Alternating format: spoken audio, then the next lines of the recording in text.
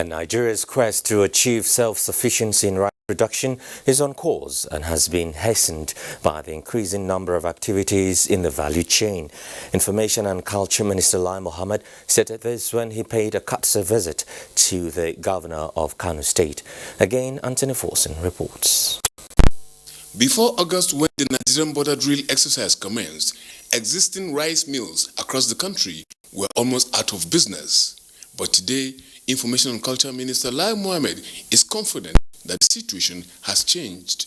The impact of the border drill is equally heartwarming on the rice millers. Before the drill started in August 2019, the existing 4 rice mills and the thousands of rice clusters were practically shutting down due to the pervasiveness of smuggled foreign rice into the Nigerian market.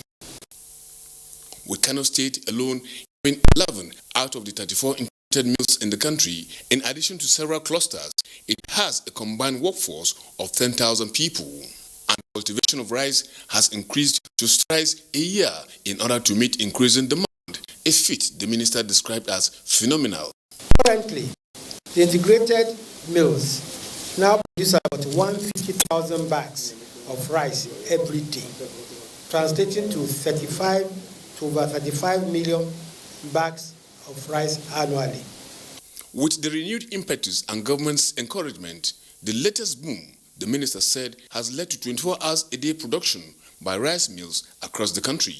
On his part, Kano State Governor Abdullahi Umar Ganduje described the ongoing border drill as novel. Almost everybody in Nigeria is convinced that Nigeria, we must feed ourselves. We know as a result of the closure of the border, some people, yes, they are suffering, but it's a necessary suffering. It's a suffering that we have to go under that process, whether we like it or not, and the earlier the better. The governor said Kano State government will support every policy by the federal government to protect the nation's local industries to grow, saying it is a sacrifice every Nigerian must understand and support. In Kano, Anthony Forson, NTA News. Let's talk security now. The Defense Headquarters is reviewing the nation's defense policy to accord adequate attention to research and development in view of contemporary security challenges. The Chief of Defense Staff General Abayomi Olonishakin announced this at an exhibition in Kaduna. Defense correspondent Ismail Musa reports that the exhibition is part of the ongoing annual Chief of Army Staff Conference. This special purpose combat vehicle, designed by the Defense Industry Corporation of Nigeria, has different configuration to meet different operational desire. To tackle this threat, the military intensified research to enhance development of customized, affordable and effective operational equipment and platforms to prosecute emerging security challenges. The Nigerian Army has equally keyed into this by exploring the huge potential within its ranks to come up with reputable innovations. This locally produced light-skinned infantry patrol vehicle, mine rollers for detection of mines in the northeast, are among hardwares on display at the 2019 Chief of Army Staff Conference. We are quite happy and proud that the research and innovation efforts of the Nigerian Army is progressing. Exhibitors at the event appealed for patronage to support their development and expansion. We know the environment very well. We produce with precision, and again, we could even save the military the hard-earned foreign exchange. There are about 30 different military hardwares produced by the Nigerian Army and the Defense Industry Corporation of Nigeria at the exhibition.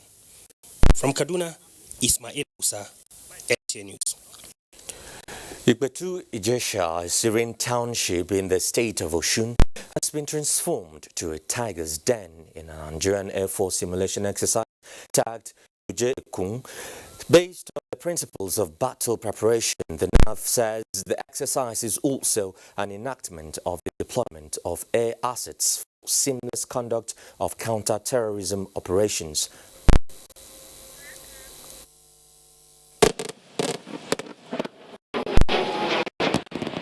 highly rewarding. And to the state of Osun, it also sends signal to the criminal-minded people that the Nigeria Air Force is solid on the ground to ensure that the state and Nigeria as a whole is protected. It is very clear. What we are saying is that they must allow Nigerians to pursue their legitimate aspirations without hindrance. If they fail to do that, well, the consequences were demonstrated this afternoon. We are convinced that the Nigerian Air Force, along with other security agents, are ready to combat and to fight banditry and all of those vices. Bujekung is the fourth in a series of upcoming exercises in other parts of the country. Other interventions by the NAF in the host community include healthcare services and the presence of a quick response group which works in synergy with their security agencies to overcome potential threats. Details in a subsequent bulletin. Minister of Defense says most of the ministry's projects contained in the 2018-2019 budgets have been executed in line with present administration's policy thrust on security and anti-corruption. This was his response to the House of Representatives Committee on Defense during an oversight to ascertain the level of releases and expenditures by the ministry. National Assembly correspondent Abdullahi Aminu reports. The committee focused on the completion level of projects in the ministry's 2 years budgets. Minister of Defense Major General Bashir Salih Himashi told the members that the ministry has 100% releases of funds for armored personnel vehicles in 2018 and has achieved 99.61% completion level of construction of new military barracks in 5 geopolitical zones. The minister said the Nigerian Armed Forces remains resolute to its mandate of combating insurgency and other internal security challenges, hence the need for robust legislative support to the nation's defense sector. I am confident that we will consolidate on our current modest needs and ultimately achieve sustainable tranquility required for unhindered socio-economic activities and national prosperity. Releases for 2019 were done a bit late. Hopefully in the new year we'll come and still oversight and see how that taxpayers' money has been spent. The committee also acknowledged 100% release of funds for the purchase of land for Nigerian Air Force in Kaduna and 34.01% released for the construction of another new military barracks in 2019 budget. In Abuja, Abdullah Aminu, NT News.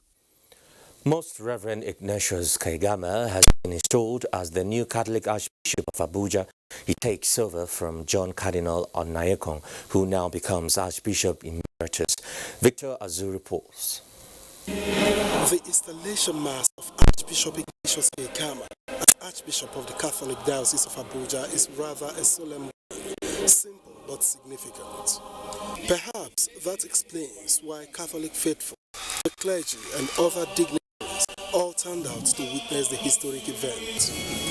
Vice President Professor Emil Shibaju leads federal government's delegation. The message of the Holy Father, Pope Francis, delivered by the Apostolic Mission to Nigeria, Antonio Filipazzi, is a needed go-ahead.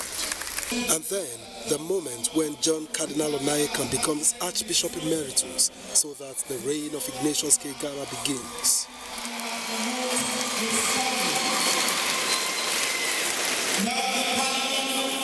Once seated, the cutscenes begin. The clergy, laity, and dignitaries. Messages of felicitation afterwards turn out even warmer. For the Vice President, what the new Archbishop needs the most is prayer. I pray that God will give him wisdom, that God will give him some knowledge and understanding, and that he will experience good health while in office all through his period here, in the mighty name of the Lord Jesus. And the celebrant does understand the task before him. You have the sheep and the shepherd, and to watch over the sheep and the flock, and I hope I will do that well in the name of Jesus. 61-year-old Ignatius K. Gama, pioneer Bishop of Jalingo and Archbishop of Jos, before assuming his new status. In Abuja, Victor Azu, NTA News. Meanwhile, preparation for the 2020 Hajj operations has... Sorry, let's take this particular story just for that one. President Buhari congratulates the new Catholic Archbishop of Abuja, Ignatius Kaigama, appointed by the Catholic Pontiff Pope Francis. The president, in a statement, expressed optimism that the past experience of the immediate past president of Catholic Bishops' Conference of Nigeria, former Archbishop of Jos, former president of Episcopal Conference of West Africa Catholic Bishops, and others will enhance his administration. Archbishop Kaigama succeeds Cardinal John Onayekong, who has since retired after turning 75. Now, preparation for the 2020 Hajj operations has commenced in earnest, with Nigeria and Saudi Arabia signing a memorandum of understanding. The event, which took place in Saudi Arabia, is to address the issue of the welfare of Nigerian pilgrims who are going to perform the 2020 Hajj exercise. Nigeria's Minister of State for Foreign Affairs, Ambassador Zubairu Dada, signed for Nigeria, while his counterpart, the Saudi Minister of Hajj, signed for Saudi Arabia. Ambassador Zubairu Dada thanked the government and people of Saudi Arabia for their support to Nigerian pilgrims and pledged Nigeria's adherence to Saudi laws. The Saudi Minister of Hajj acknowledged Nigeria's consistency and commitment and expressed their wish to always host Nigerian pilgrims. Well, let's cross over to Lagos Network Center now, where Michael will lead us with some stories. Michael? Hello, Joseph, and welcome to Lagos. The need for effective implementation and enforcement of laws aimed at checkmating issues of violence against women and girls in Nigeria has been re-emphasized at a summit in Lagos. Wife of the Vice President, Dolapo Osinbajo, at the summit, restated government's commitment to the protection of women's rights. Our Yusuf Jibo reports. Ending violence against women and girls is a global challenge. Surmounting it in Nigeria is, however, achievable. This gathering believes women-friendly policies, zero tolerance for rape, and respect for women and girls, as well as creating safe spaces in tertiary institutions across the country, are critical to this. Wife of the Vice President, Dolapo Osinbajo, charged women to summon the courage to speak out in the event of abuse or other forms of molestation. I'd like to advocate for much more work on prevention. I say this because looking into the eyes of a survivor or a victim, you realize very quickly that it takes much longer to sort them out than it would have been if the matter was prevented in the first place. The program is spread across 6 states, and Lagos State is one of them. We are really looking forward to seeing a significant change in violence against women. Panelists at the summit also called for gender equality and implementation of relevant laws. In a country where 1 in 4 girls before the age of 18 would have had one violent encounter, the sheer magnitude of this problem has turned into an epidemic. We have a bill that is coming up now that's speaking to sexual harassment at the tertiary institutions. I think these are all good steps. The summit was organized by UN Women under the Spotlight Initiative as part of efforts of the World Body towards emancipation of women and girls. In Lagos, Awol Yusuf Jibo, NTA News. Telecommunications giant MTN's commitment to promoting the standard of education while building a sense of responsibility in young Nigerians was once again demonstrated in Lagos when Adeola Ademuwa emerged winner of the Lagos State Spelling Bee competition and made Chief Executive Officer of the company for a day. Our Yusuf Jibo again tells us more. The 2019 edition of the Lagos State Spelling Bee competition, sponsored by MTN Nigeria, was one which featured 70 schools and more than 1,000 students from around Lagos. MTN says it is proud to be associated with efforts aimed at producing the leaders of tomorrow. We firmly believe as an organization that children are the future of the country, and when we engage with them through these engagements, what happens is that they become better citizens in the coming years. We started with the inter-school competition, and so the winners from each school then moved on to the district level.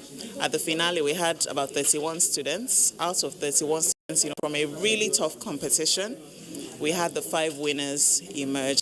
MTN executives emphasized the need for continuous investment in young children, adding that the company will continue to come up with ideas intended to motivate children to be good ambassadors. I feel great. Everywhere is nice. It's nice. The environment is nice. The people are nice. The faces are nice. Everything is nice. Ibrahim Ulutokin, who emerged gentle giant, went home with a check of 200,000 naira, while first runner-up Temilu Lua Joseph received a check of 300,000 naira.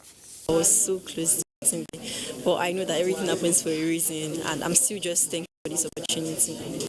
MTN is one of the leading telecommunication companies in Nigeria and is involved in various community development initiatives across the country. Lagos, Awoli Sujubo, NTA News. This is NTA Network News. More reports after this commercial break. Please stay tuned.